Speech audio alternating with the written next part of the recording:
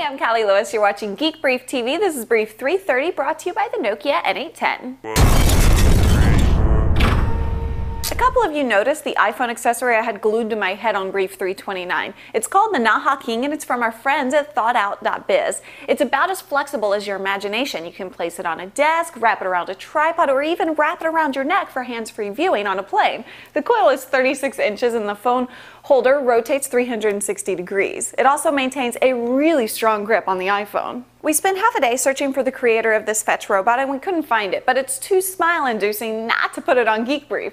The device seems to sense when a ball has been placed in the launcher and immediately moves into launch position. There's one segment of the video where Jerry the dog removes the ball before it's launched and the device returns to its resting state. I love this thing because dogs need exercise, but their appetite for fetch usually exceeds human interest in the game. It's much better than a doggy treadmill. If anyone can find who made it, please let us know. Kyocera is the maker of our favorite mobile router and they just announced a new model. The KR2 enables users to create a Wi-Fi hotspot with multiple EVDO devices. There's an express card slot, a PC card slot, a USB port, and it connects to some phones and modems. It can also be used as a conventional router with mobile broadband as a backup. It adds wireless in, and most likely this will be the router we choose for our road trip. Now I have a question for the tech world, so everyone listen up. How difficult would it be to build a router that merges internet access from multiple broadband sources? To me, this seems like a killer product, something that would enable users to pull in broadband from a service like DSL and a service like Sprint EVDO, or even combine two Sprint EVDO access devices to double the speed.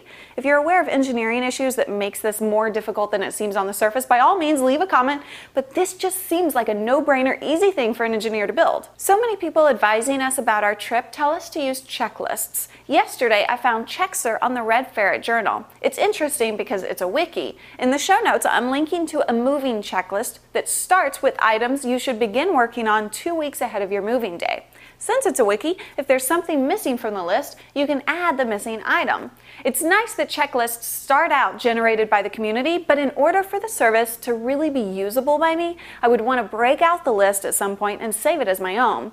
Your moving list and mine might overlap, but ultimately, I'm going to want items on my list that are unique to me. Still, I like the overall idea. This brief is brought to you by the Nokia N810, which you can get for 15% off when you use promo code Geek Brief TV. The #1 downloaded app for the N810 right now is an instant message app called Pigeon. I have a link to download it in the show notes. I'm Callie Lewis. Thanks for watching.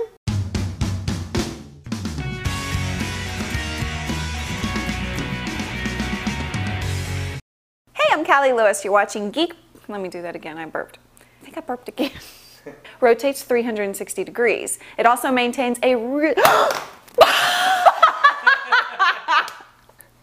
Oh, okay.